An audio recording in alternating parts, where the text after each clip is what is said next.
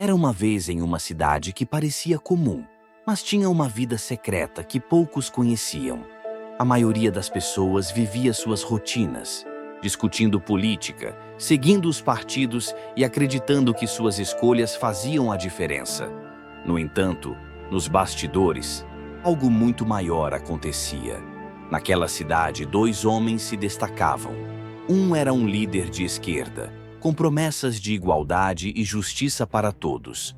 O outro, um líder de direita, falava sobre a importância da liberdade individual, da pátria e da tradição. Cada um tinha seu grupo de seguidores, fervorosos e convictos de que suas ideias eram as únicas corretas. A cada eleição, as pessoas se dividiam ainda mais. As ruas estavam repletas de debates acalorados, bandeiras de diferentes cores, palavras de ordem em cada esquina. Mas no centro da cidade, algo acontecia em silêncio. Em uma sala secreta, duas figuras vestidas de terno observavam tudo de longe. Eram eles os verdadeiros governantes. Esses dois homens nunca se viam pessoalmente, mas suas mãos estavam nas cordas do marionete. Eles eram os controladores invisíveis. Seu trabalho não era comandar diretamente, mas sim garantir que os dois lados, a esquerda e a direita, estivessem sempre em conflito, criando divisões para que o poder nunca fosse desafiado de verdade. O homem da esquerda falava em nome da igualdade e da solidariedade.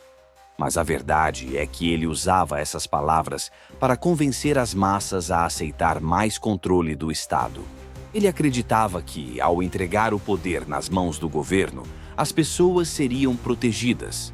Mas, na realidade, ele estava apenas reforçando o sistema que o sustentava. Do outro lado, o líder da direita pregava a liberdade, a livre escolha e o mercado sem amarras, mas não mencionava que as corporações, muitas vezes suas financiadoras, controlavam o mercado em suas próprias condições, criando um sistema onde apenas alguns poucos realmente tinham a liberdade que pregavam. Ambos os líderes, em suas falas inflamadas e promessas grandiosas, na verdade estavam a serviço de uma agenda maior. Aqueles que estavam no topo, os controladores invisíveis, não queriam que o povo se unisse. Eles queriam que o povo estivesse sempre dividido, lutando entre si, enquanto a verdadeira fonte do poder continuava em suas mãos. E assim, cada vez que um lado vencia, o outro chorava e se revoltava.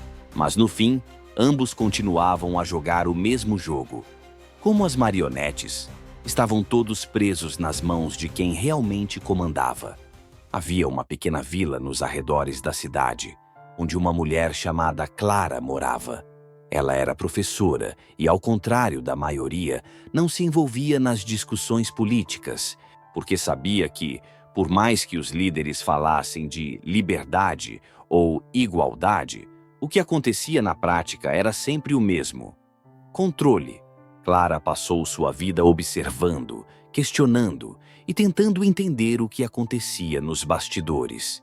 Em uma noite silenciosa, ela foi procurada por um velho misterioso que, com uma voz suave, lhe disse: Clara, o que você vê na política é como uma fachada.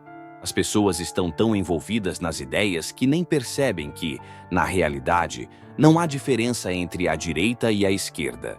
São apenas dois lados da mesma moeda. A moeda que nos mantém em constante luta, em constante divisão. Intrigada, Clara perguntou: Mas como isso é possível? Como podem nos manipular assim? O velho sorriu e apontou para o céu estrelado. Olhe para as estrelas, Clara. Cada uma delas parece distante e única, mas todas seguem um caminho dentro de um universo comum. Assim é a política. Nos fazem acreditar que estamos indo em direções diferentes, mas, na verdade, estamos todos orbitando o mesmo sistema. A mulher, em seu coração, sentiu o peso de suas palavras. Ela sabia que o engano era mais profundo do que poderia imaginar. As guerras, as crises econômicas, as divisões entre as pessoas, tudo isso fazia parte de um grande jogo de poder. O velho continuou: A verdadeira mudança não está em escolher um lado, mas em entender que eles, os que estão no topo, são os donos da moeda. E enquanto estivermos lutando entre nós, eles estarão controlando o jogo. A verdade começou a se formar na mente de Clara. Ela percebeu que tanto a esquerda quanto a direita tinham seus méritos e falhas. Mas o que importava de verdade era que ambas as ideologias estavam sendo usadas para manter a população distraída, enquanto os verdadeiros mestres do poder continuavam sua dança invisível. E o mais surpreendente, as pessoas que se consideravam tão diferentes, tão opostas, estavam todas alimentando, sem perceber, a mesma máquina. Na manhã seguinte, Clara olhou para as ruas da cidade. Viu as bandeiras e ouviu as discussões, mas agora via o quadro completo. Não era mais sobre quem estava certo ou errado, mas sobre como o sistema funcionava. Ela compreendeu que o controle não vinha de um partido ou de uma ideologia, mas sim da manipulação das massas para que se mantivessem sempre em conflito. A política, pensou Clara, não era o verdadeiro campo de batalha. O campo de batalha estava na mente de cada um. E enquanto as pessoas continuassem a acreditar que a vitória estava no lado oposto, o sistema continuaria a prosperar. Clara ficou por horas pensando nas palavras do velho. Ela sabia que o que ele havia revelado não era apenas uma teoria distante, mas uma verdade que estava bem diante de seus olhos o tempo todo. Ela caminhou pelas ruas da cidade, observando as pessoas discutindo apaixonadamente sobre suas ideologias, divididas por palavras e promessas que não se cumpriam.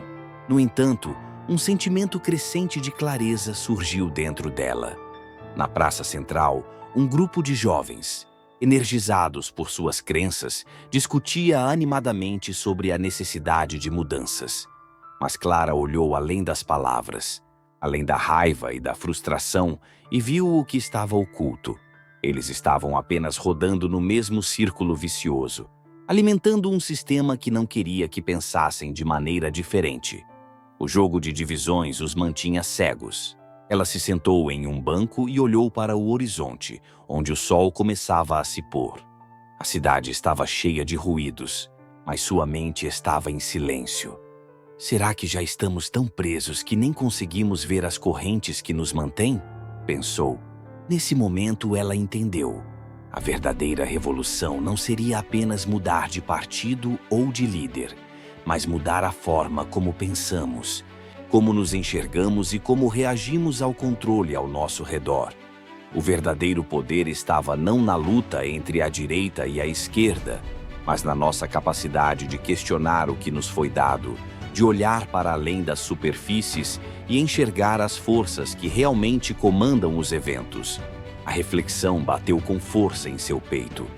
A liberdade não está em escolher um lado, mas em ver que o jogo nunca foi sobre escolha. O controle é mais sutil, mais profundo. Ele está na maneira como aceitamos as regras sem questioná-las.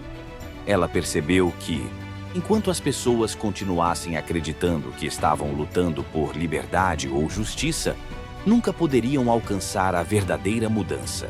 A verdadeira liberdade seria saber que, por trás de toda essa ilusão, quem realmente detinha o poder não era o partido, nem o governo, mas a capacidade de nos manter em um estado de constante dúvida, mantendo-nos cegos para o que realmente importa.